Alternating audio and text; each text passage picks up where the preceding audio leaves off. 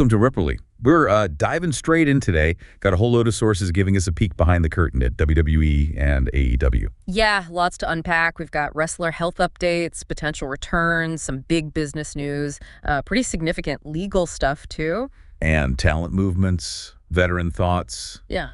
Even some internal feedback on show lengths. It's a real mix. So the mission, like always, is to cut through it all, pull out the really important bits, the surprising stuff, get you up to speed quickly without getting bogged down. Right. Getting the gist of what the sources are saying is actually happening right now in WWE and AEW. Exactly. So let's jump in. First up, something that's always changing in wrestling.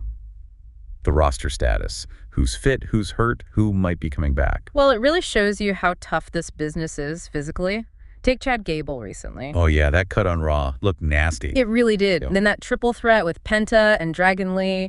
Sources said it was an unplanned cut and, bled quite a bit. Caused some worry backstage, I bet. Especially with, seems like more injuries happening lately overall. For sure. But the good news is Fightful Select followed up. They're reporting he's actually doing okay and it shouldn't affect his availability. Okay, that's good to hear. A relief. So a scary moment, but it sounds like he dodged a bullet in terms of time off. Seems like it. Then you've got people who are sidelined, like Asuka. Still no medical clearance, according to reports. Right. And wasn't there some talk about WrestleMania 41 plans for her? Yeah, that's what the reports mentioned. Creatives apparently discussed it, but those same reports kind of poured cold water on it, saying it was never really realistic given where she was medically. Huh. So a bit of a disconnect, maybe, between ideas and reality? Sounds like it. The sources mentioned some people in WWE were actually surprised her name was even, being thrown around that early. Her last match was way back May 4th, Backlash in France. Okay, so still waiting on Asuka. What about potential comebacks?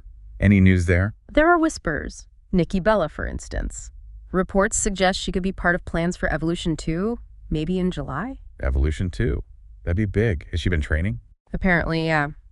Sources say she's kept fit, been working out with Natalya. No word on who she might face, though, if it happens. Still seems tentative. Gotcha. Anyone else looking likely to return soon? Liv Morgan seems like a pretty sure bet. Expected back on Raw, like any day now. She's been away for a few weeks. Right. She was filming something, wasn't she? Yeah, that's the report. Bad Lieutenant Tokyo. And apparently she did really well. Sources say she impressed people on set, might even have a future in acting. Oh, cool for her. Good to see wrestlers branching out. Definitely. Then there's Omos. His return seems, a bit more uncertain. Oh, what's the story there? Reports say he's basically waiting for feedback from WWE on, what the plan is. He hasn't been on WWE TV in a while, right? Yeah. Wasn't he in Japan recently? Yeah, did a stint with Pro Wrestling Noah. And the sources say he wants to come back to WWE TV, but it's just not clear if or when the company plans to bring him back, kind of in limbo. Okay. Adds to the uncertainty list. Yeah. Any other injury news? Unfortunately, yeah. Chelsea Green, reports say she broke her nose last weekend. Ouch. How'd that happen? Match against Zelina Vega at Saturday night's main event. Source said she was bleeding during the match. No clear timeline on recovery yet. Man. So you look at Gable's scare, Asuka still out, Nikki maybe returning, Liv coming back from filming, Omos waiting, Chelsea hurt. It really shows how much juggling goes on with the roster. Absolutely. One injury, one movie role, it changes everything for creative for the shows you watch. Okay, let's shift gears a bit. Away from talent status, more towards the business and legal side of things. Some interesting updates there, too. Yeah, first up, Night of Champions in Saudi Arabia. Big news was how fast tickets sold. Right, the Kingdom Arena, 27,000 seats. Yeah, and reports confirmed by WWE say they sold out in just a few hours after going online. Shows the demand over there. Definitely. Who's confirmed for that show? John Cena's appearance is confirmed. Yeah. And the reports also specifically mentioned CM Punk will be traveling to Saudi Arabia for the event. Okay. And the sources just state that as a fact, right? Despite his, past comments on the whole WWE Saudi thing. Exactly. It's reported simply as him going, no commentary on why or the background, just that he'll be there. Got it. What about other event planning? Anything on Evolution 2 besides Nikki Bella? Yeah, there are reports about a specific match being planned. Becky Lynch versus Bayley. Ooh, that's a main event level match for sure. Totally. And sources suggest maybe even a special stipulation, though nobody knows what yet. But there's a catch. There always is, isn't there? Seems like it.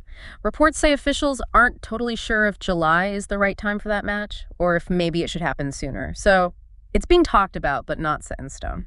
Okay, so plans are moving, but still flexible. Now, the big legal news. John Laurinaitis. This sounds complicated. It is, yeah.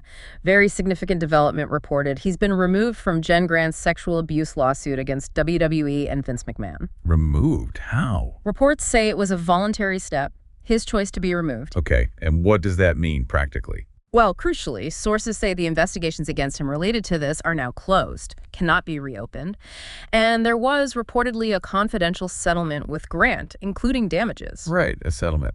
But here's the really wild part I read in the reports. Yeah, this is the bombshell. He has apparently agreed to testify against WWE and Vince McMahon. Against them? Seriously. That's what the sources state. His reported goal is to help Grant and other women get justice. Wow. That is huge, especially considering what WWE reportedly wants to do. Exactly. The contrast is stark. Reports say WWE's strategy is to push for private arbitration, keep things out of the public eye. Right. Avoid public court, avoid public testimony, which makes sense for a company. But Laurinaitis, a former top executive, is reportedly lining up to potentially testify in public against them. It completely changes the dynamic of these legal proceedings, a massive potential shift. Definitely something to keep a very close eye on. Okay, shifting back towards the roster, but looking forward. Any word on NXT call-ups? Who's impressing? Yeah, sources are buzzing about a few names potentially moving to the main roster soon. Jordynne Grace, Stephanie Walker, and Ricky Starks. Okay, those are some strong names. People have been talking about them. For sure.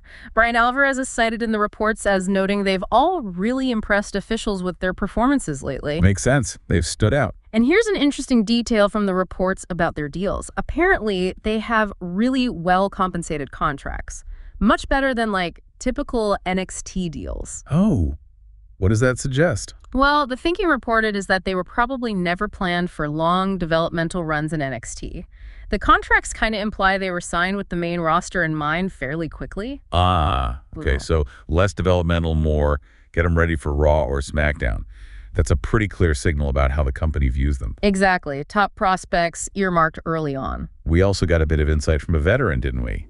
Bill Goldberg was talking about his retirement plans. Yeah, on the Clawport, according to the sources, he shared some thoughts on his very last WWE match. What did he say? Confirmed a nice personal touch. His son, Gage, will walk out with him for his final entrance. That's cool. Yeah. But he also shared something else, kind of a regret or an unfulfilled wish. Oh, yeah. He's reportedly a devout Jew, and he said he deeply wanted his very last match to be in Israel. Wow, okay. But he expressed disappointment, noted that the current political situation there just makes it impossible right now. So that dream isn't happening. Adds a real personal note to his reflections. Yeah, absolutely. Gives you a different perspective. Okay, one more area the sources touched on, and this one shifts focus over to AEW. Right. This was about internal feelings, specifically about the length of their pay-per-views. Yeah. This comes up sometimes online, too. What are the reports saying? Basically, that there's significant frustration among a lot of people within AEW staff, wrestlers, about how long the PPVs run. Using Double or Nothing as an example, that was pretty long. Yeah, about 4.5 hours, the report noted. And the feeling inside, reportedly, is that wrestling shows really should wrap up before midnight. Can't argue with that logic, honestly. Staying up that league can be tough. For sure.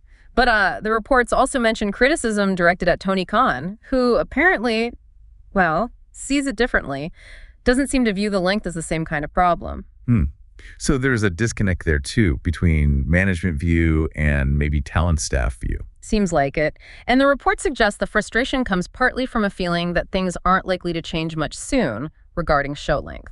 So kind of an ongoing internal issue about pacing and presentation. Interesting. So when you pull back and look at everything we've covered from these sources, you've got the physical side with injuries and returns, the big money side with ticket sales, the really serious legal battles unfolding, the strategy for future stars, the personal wishes of veterans, and even internal debates about how the shows themselves should run. It's a lot. It really paints a picture of just how complex and, frankly, unpredictable running these big wrestling companies is day to day. Yeah, and every single one of these things, Gable's cut, Laurinaitis' decision, Goldberg's wish, the PPV link debate, it all ripples out and affects the shows you see, the stories they tell, and just the whole vibe. Definitely. It's way more than just what happens bell to bell. Which kind of leads to the big question for you, listening at home, to think about.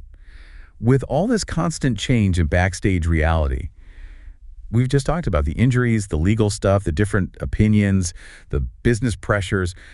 How much does all that really shape what we end up seeing on TV? And what does it say about the challenges these companies face trying to put on a show every week? It definitely makes you think differently about why certain storylines happen or why someone's suddenly off TV, doesn't it? Absolutely. Keep those layers in mind next time you're watching. That's been our deep dive here on Ripperly. Thanks for tuning in. Yeah, thanks, everyone. Hey, if you enjoyed this, please do consider liking, subscribing, maybe leave a comment. It really helps us out. We'll catch you on the next one.